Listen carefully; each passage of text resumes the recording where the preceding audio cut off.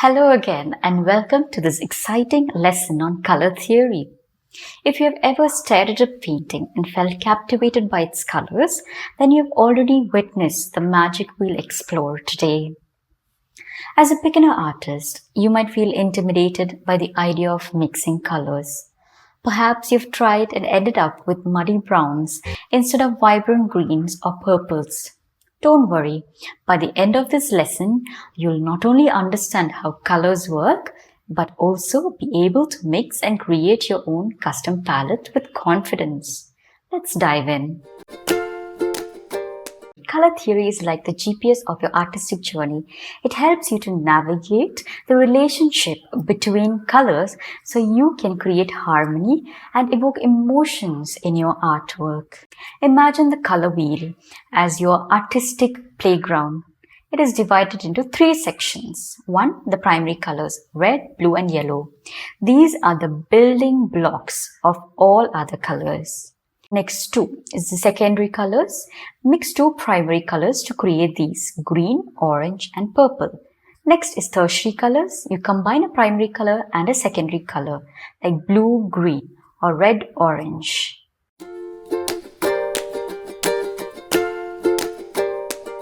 Get your materials ready if you haven't already.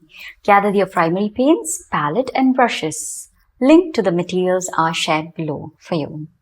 Step 1. Understanding the color wheel. Familiarize yourself with the color wheel. A circular representation of the colors. The color wheel is divided into 1. Warm colors, red, orange and yellow, which evokes feelings of warmth and energy. Then we have cool colors like blue, green and purple, which evoke feeling of calmness and serenity. Step 2 is creating secondary colors. Mix primary paint to create secondary colors. Now red and yellow will give you orange. Mix equal part of red and yellow to create a vibrant orange. Yellow and blue will give you green. Mix equal part of yellow and blue to create a bright green. Blue and red. For this, mix equal part of blue and red to get a rich purple color. Going on to step 3, creating tertiary colors. Mix primary colors with the nearby secondary colors. Then you can mix yellow and green to get yellow-green. So mix yellow with a small amount of green to create a soft yellow-green hue. Red and orange to give red-orange. Mix red with a small amount of orange to create a warm reddish-orange hue. Now tips and variation. You can start with small amounts. Begin with a small amount of each color and gradually add more to achieve the desired shade. Now experiment with ratios. Adjust the ratio of the primary to secondary colors to create different shades and tints. You can add white or black. Mix in small amounts of white or black to create pastel shades or deepen the color.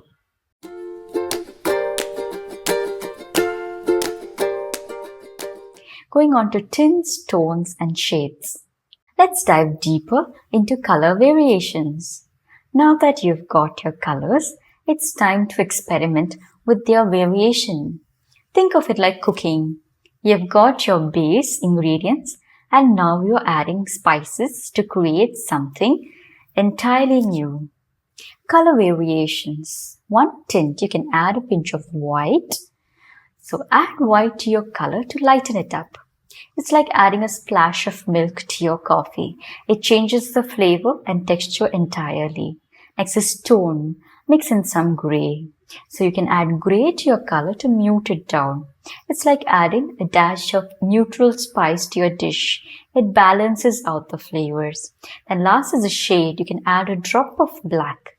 Add black in very small quantity to darken up your color. It's like adding a sprinkle of dark chocolate chips to your cookies. It gives them depth and richness. So now play around with these variations to create your unique and captivating colors. Keep experimenting and pushing the boundaries of color creativity. Happy painting! Now let's dive into the principle of these common pain points when it comes to color mixing. Why does my green look dull?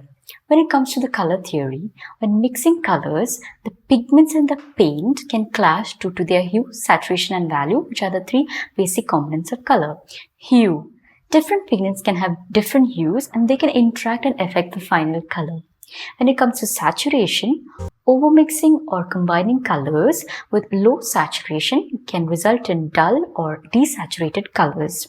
When it comes to value, mixing colors with significantly different values, that is lightness or darkness, can also lead to dull or uneven colors. So what is the solution?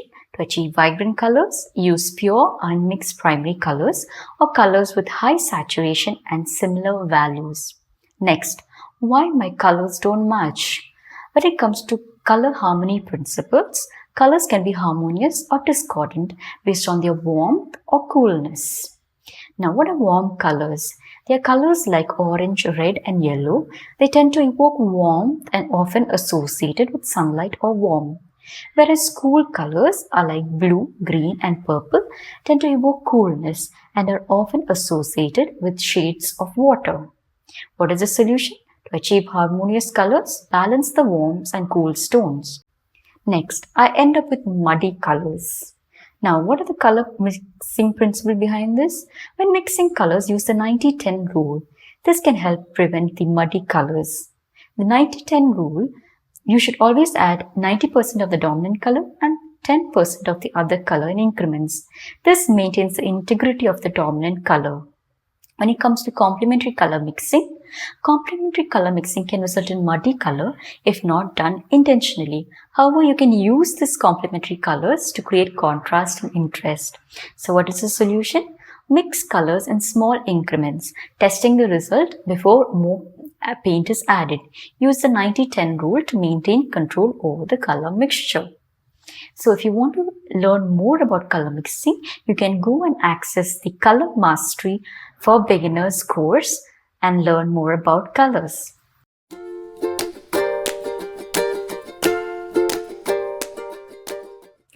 Understanding and playing with colors is essential to finding your unique artistic style.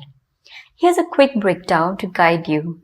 So the key takeaways from this lesson is the color wheel is your ultimate tool for understanding the primary, secondary and tertiary colors. Next, mixing color is a step-by-step journey. Start small and tweak as you go ahead. 3. Using tints, tones and shades help you create a balanced and dynamic palette for your artwork. Now that you have got the basics down, let's dive into a fun exercise to bring these concepts to life. So your exercise is to create your own color chart. So first, on a sheet of paper or using a printable template that we'll provide, draw a grid with columns labeled tint, tone and shade. Next, choose 3 colors like blue, green or red.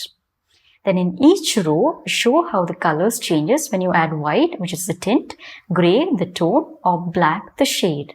By the end, you will have a very beautiful color chart that's both a creative masterpiece and a handy reference for future projects. Now, ready to get started? This is the perfect exercise to practice your skills and develop a deeper connection with your colors.